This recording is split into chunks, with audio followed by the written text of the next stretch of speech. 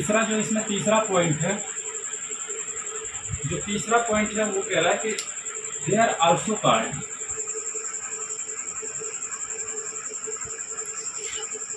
They are also called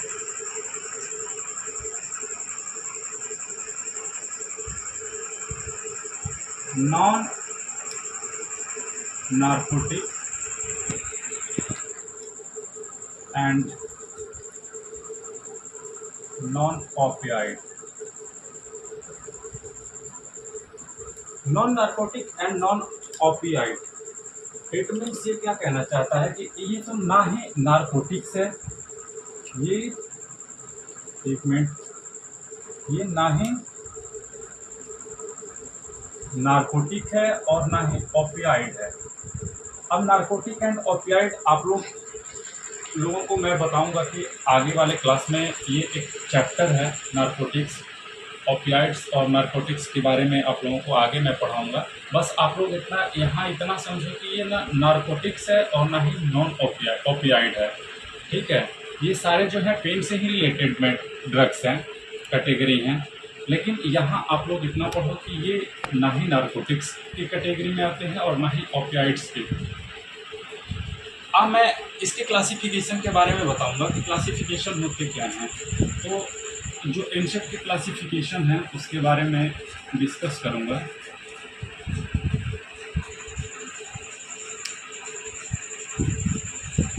classification जो पहला है जो है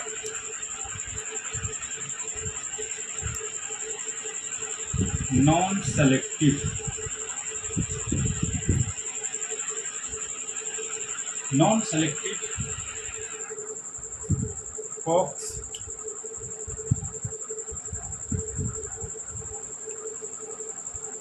इनहिबिटर। अब इनहिबिट का मतलब आप लोगों को समझना है, नॉन मतलब कि ये सेलेक्टिव नहीं है।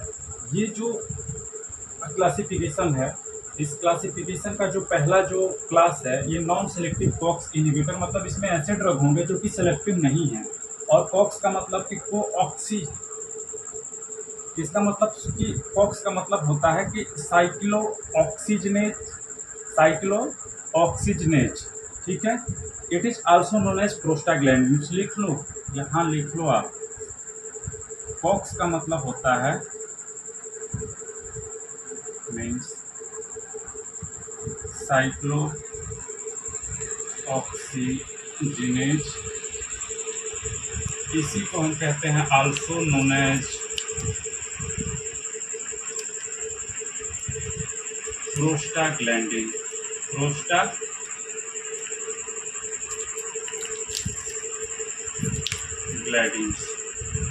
अब ये प्रोस्टाग्लैंडिन्स होते क्या हैं? प्रोस्टाग्लैंडिन्स की वजह से ही क्या होता है, पेन होता है। इसी को हम क्या कर देते हैं, इनहिबिट कर देते हैं। प्रोस्टाग्लैंडिन्स को हम बनने ही नहीं देते हैं, और जब नहीं बनने देंगे इसी की वजह से हमारे बॉडी में क्या होता है, पेन होता है। और जब प्रोस्टाग्लैंडिन्स को ही हम इनहिबिट कर देंगे ड्रग दे करके, तो जो प्रोस्टाग्लैंडिन्स होगा वो एक्टिव होगा नहीं, ये रिसेप्टर से क्या करेगा, बाइंड नहीं करेगा। रिसेप्टर से क्या करेगा, ये बाइंड नहीं कर देगा, क्योंकि वो जा करके इससे पहले क्या होते हैं, हमारे ड्रग रिसेप्टर पे क्या हो जाते हैं, वो जा करके वहाँ बाइंड हो जाते हैं, जिसकी वजह से जो है हमारे प्रोस्टाग्लैंडिन्स वहाँ नहीं आ पाता है हमारे रिसेप्टर पे, और हमें पेन का सेंसेशन नहीं होता है। जी समझ में आया कि नहीं आया? तो हम नॉन सेलेक्टिव कॉक्स इनहिबिटर के अंदर जो क्लासेस हैं, जो सब क्लासेस हैं, उसके बारे में, मतलब जो ड्रग हैं, क्लासेस और ड्रग, उसके बारे में हम एक एक करके पढ़ेंगे। तो पहला है हमारा सैलिसिलेट। पहला जो हमारा है सैलिसिलेट। अब इसके अंदर जो है बहुत सारे कॉमन मेडिसिन हो। ये जो सैलिसिलेट के अंदर जो है मेडिसिन आते हैं, मैंने यहाँ एस्प्रिन को रखा है, बहुत कॉमन मेडिसिन है, आप लोगों को इसके बारे में पता होगा पेन के लिए। तो जो एस्प्रिन है वो कॉमन मेडिसिन है, जो कि दर्द के लिए हम यूज करते हैं, एनाल्जेसिक, एंटीपायरेटिक और एंटी इन्फ्लामेटरी। दूसरा जो है जिसमें हमने रखा है प्रोपायोनिक एसिड डिराइवेटिव, प्रोपायोनिक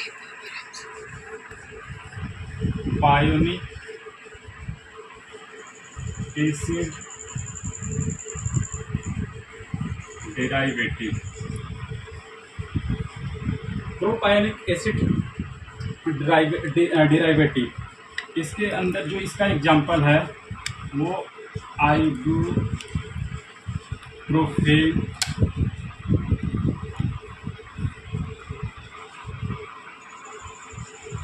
नेप्रोक्सेन,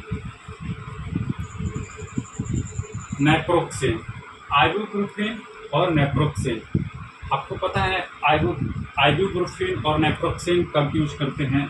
जो आइबुप्रोफेन है वो मेंस्ट्रुअल साइकिल मतलब एमसी क्रैम्प या फिर मेंस्ट्रुअल साइकिल जब क्रैम्पिंग होने लगता है तो उस समय पेन को कम करने के लिए हम जो है इस आइबुप्रोफेन का यूज करते हैं। नेप्रोक्सेन ये भी बहुत कॉमन मेडिसिन है जिसको कि हम यूज करते हैं माइग्रेन में। माइग्रेन जो है आप लोगों को आगे है टॉपिक, माइग्रेन के बारे में डिटेल में मैं आप लोगों को पढ़ाऊँगा। जो तीसरा जो कैटेगरी है सी, ये सारे के सारे ये एनसिड हैं। ये जितने भी आप दवा देख रहे हो ये सारे के सारे एनसिड मतलब दर्द, बुखार और एंटी इन्फ्लामेटरी, मतलब दर्द को, बुखार को और सूजन को ठीक कर रहे हैं। ये सारे के सारे, ये जितने भी मेडिसिन इसके अंदर पढ़ोगे एनसिड के अंदर, सारे के सारे ये एनसिड हैं। इनका काम है या तो एंटीपायरेटिक होंगे, या तो एनाल्जेसिक इन नेचर होंगे, या फिर एंटी इन्फ्लामेटरी होंगे, या फिर तीनों हो सकते हैं। तीसरा है फेनोमेट, ये भी एक सब कैटेगरी है, फेनोमेट। इसके अंदर एक कॉमन मेडिसिन आते हैं फेनोमेट के अंदर, ये है हमारा मेफनेमिक एसिड।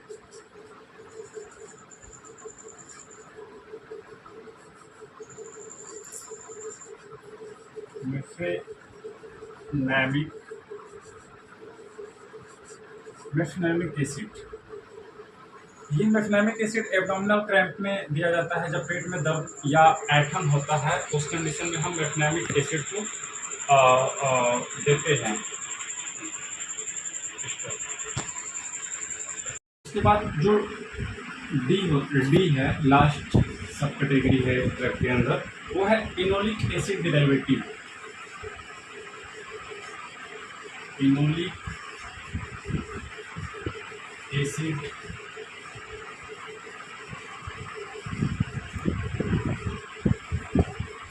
एसिड डेरिवेटिव, इसके अंदर है जो ड्रग है वो है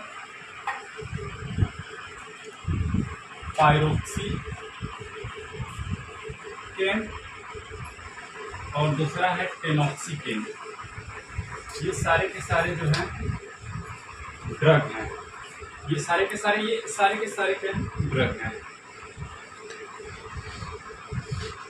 ये एनोलिक एसिड से जो है डिराइवेट हुआ है, मतलब मिला है इसको, जो है इसका जो मेन सोर्स है एनोलिक एसिड है, उससे हम डिराइवेटिव किए हैं, इसको डिराइवेट किए हैं। इसका जो यूज होता है मुख्यतः ये जो है जॉइंट पेन वगैरह में होता है, जैसे गठिया होता है, गठिया या ऑस्टियोपोरोसिस, मतलब बोन से रिलेटेड जो प्रॉब्लम होते हैं जॉइंट से रिलेटेड, उसमें इसका जो बोन से रिलेटेड डिजीज होते हैं उसमें अगर पेन वगैरह है, पेन सेंसेशन है, तो उसको रिड्यूस करने के लिए हम ये ड्रग देते हैं। ठीक है। जो पांचवा है वो हमारा है acetic acid derivative. Acetic acid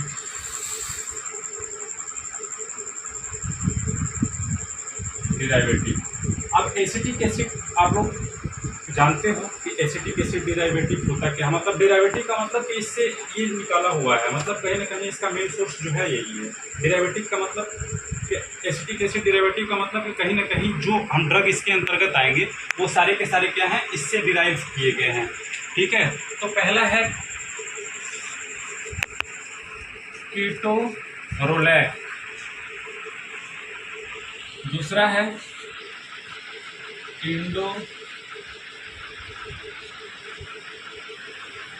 मेथासिन, ketorolac, ये बहुत ही कॉमन ड्रग्स हैं जो कि दांत दर्द होता है, टूथ एक्ट,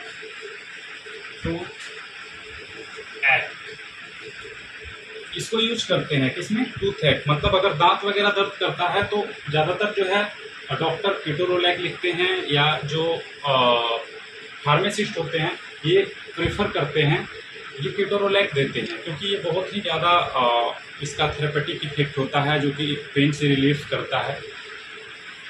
दूसरा एक्यूट पेन रिलीफ, ये जो है एंडोमेथासिन, ये क्या काम करता है, एंडोमेथासिन ये जो है इन्फ्लामेशन में एक तरह से यूज होता है।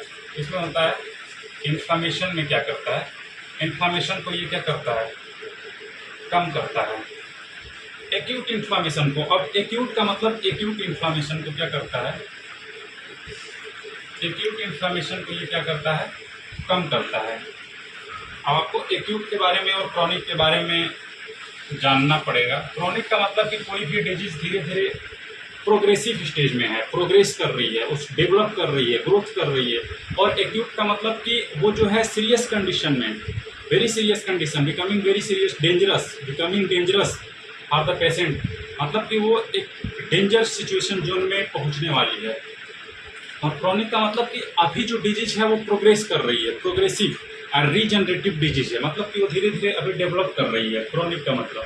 तो ये एक्यूट इन्फ्लामेशन को क्या करता है, मतलब बहुत ज़्यादा एंडोमेथासिन, उसमें ये एंडोमेथासिन का यूज करते हैं, ये उसको कम करता है, ठीक है। तो ये क्या चीज़ें, ये सारी चीज़ें किसके अंतर्गत पढ़ रहे हैं हम, ये सारे जो ड्रग्स हैं वो एनसेड हैं। एनसेड का मतलब non steroidal anti inflammatory drug. Non steroidal anti inflammatory drug के अंतर्गत जितने भी जो है ड्रग आते हैं वो सारे के सारे जो हैं वो या तो एनाल्जेसिक होंगे, एंटीपायरेटिक होंगे, या फिर नॉन एंटी इन्फ्लामेटरी जो है फार्माकोथेरेपेटिक्स इफेक्ट शो करेंगे।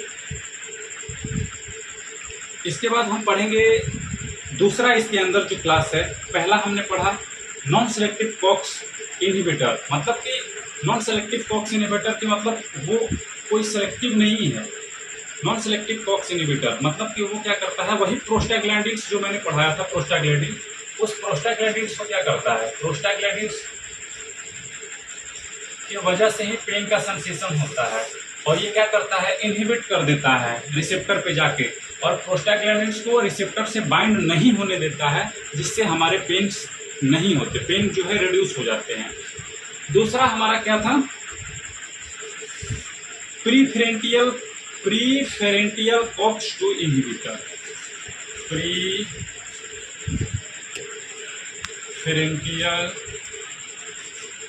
COX 2 inhibitor. अब प्रीफरेंटियल कॉक्स 2 इनहिबिटर मतलब ऐसे जो ड्रग्स होते हैं जो कि स्पेशल टाइप्स के ग्रुप्स होते हैं। एक क्या है, मतलब प्रीफरेंटियल का मतलब एक स्पेशल टाइप्स के एक स्पेशल ग्रुप होता है, स्पेशल टाइप ऑफ ग्रुप होता है एनसेड का, जो एक स्पेशल टाइप ऑफ ग्रुप होता है जो कि एनसेड की प्रॉपर्टीज, एनसेड के अंदर जो ड्रग होते हैं उनकी कैरेक्टरिस्टिक, उनके ड्रग के प्रॉपर्टीज की तरह ये बिहेव करता है, जो प्रीफरेंटियल होते हैं। और ये कॉक्स 2 इनहिबिटर मतलब कॉक्स 2 को ये क्या करता है, मैंने बताया था कॉक्स का मतलब क्या होता है, साइक्लोऑक्सीजनेज को क्या करता है, ये मतलब साइक्लोऑक्सीजनेज 2 को इनहिबिट कर देता है, मतलब इसके अंदर ये एबिलिटी होती है कि ये कॉक्स 2 को इनहिबिट कर सके।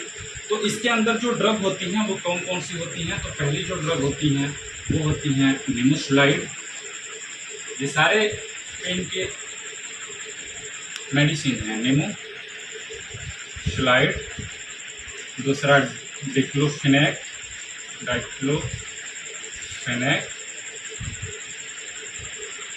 तीसरा डाइक्लोफेनेक, तीसरा जो है एसिक्लोफेनेक, ठीक है। ये सारे जो हैं प्रीफरेंटियल कॉक्स 2 इनहिबिटर के अंतर्गत आते हैं। इसके अंदर तीसरी जो कैटेगरी है वो है सेलेक्टिव कॉक्स 2 इनहिबिटर, सेलेक्टिव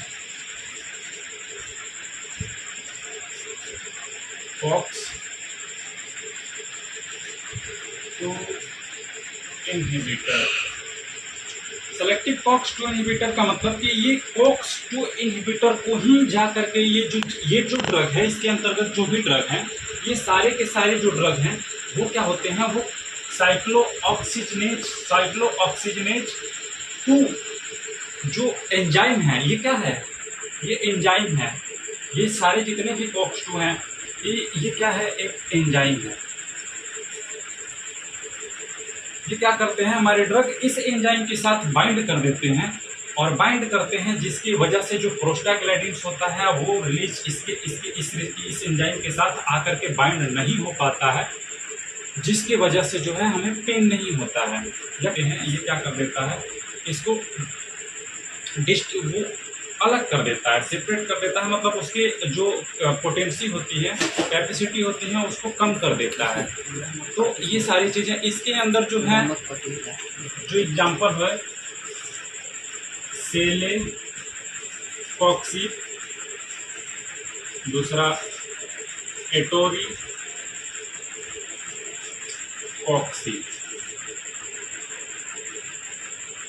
ये ETORICOXIB ये न्यू जनरेशन के ड्रग हैं, न्यू जनरेशन ड्रग हैं, मतलब फिलहाल रिसेंट में ये सारे मेडिसिन, ये पेन के। तो ये 3 कैटेगरी हैं एनसेड के, जो कि ये ड्रग आते हैं। तीसरा जो चौथा category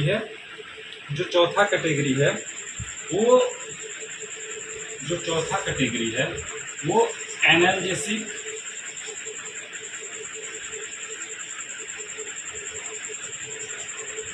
anti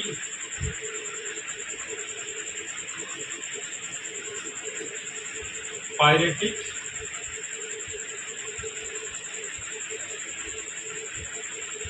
and poor anti inflammatory drug होते हैं। पुअर एंटी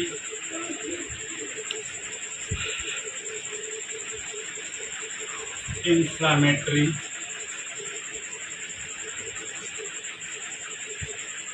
ड्रग होते हैं। जैसे एग्जाम्पल, हर रोज ये हम लोग यूज कहीं ना कहीं हम अपने फैमिली में अपने लिए, अपने फैमिली में इस ड्रग को यूज करते हैं। ये कॉमन मेडिसिन है, बहुत ही कॉमन मेडिसिन है, पैरासीटामोल।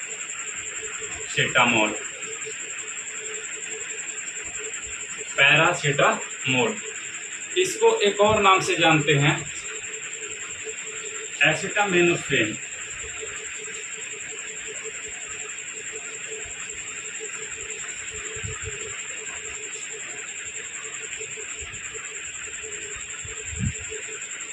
तो ये सारे जो ड्रग हैं, सारे के सारे जो भी ड्रग हैं हमने अंडरलाइन किया है, ये जितने भी ड्रग हैं ये सारे के सारे एनसेड हैं और इनकी प्रॉपर्टीज मैंने स्टार्टिंग में ही बता दिया कि इसका काम क्या होता है। तो दोस्तों, वीडियो बहुत लंबा होने के कारण मैं यहीं पे स्टॉप करता हूँ, रुकता हूँ।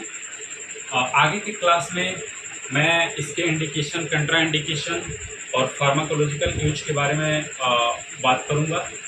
सो आज के लिए इतना ही। बाय बाय, थैंक यू, फिर मिलेंगे नेक्स्ट क्लास में।